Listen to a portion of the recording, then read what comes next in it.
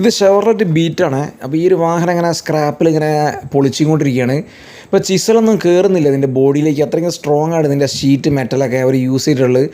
American വാഹനങ്ങളിലേക്ക് വരുന്ന സമയത്ത് അവർ മുൻതൂക്കം നൽകുന്നത് പാസഞ്ചർ സേഫ്റ്റിയാണ്. അതുകൊണ്ട് തന്നെ ഇതിൻ്റെ ഓരോ പില്ലറും അതേപോലെ റണ്ണിംഗ് ബോർഡൊക്കെ പക്ക സ്ട്രോങ് ആയിട്ടാണ് നിർമ്മിച്ചിട്ടുള്ളത്.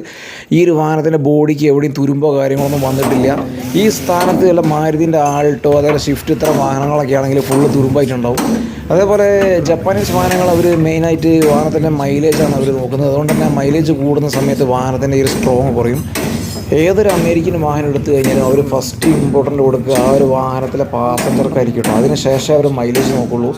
ഈ ഒരു വാഹനത്തിൻ്റെ മെറ്റൽ ഫുൾ ഉരുക്കുകയാണെങ്കിൽ ചിലപ്പോൾ ആൾട്ടോക്കാർ ഉണ്ടാക്കാൻ സാധിക്കും. അത്രയും തിക്കുള്ള മെറ്റൽ ഷീറ്റാണ് ഈ ഒരു വാഹനത്തിൻ്റെ ബോഡി ഫുള്ള് നിർമ്മിക്കാൻ വേണ്ടി യൂസ് ചെയ്തിട്ടുള്ളത്.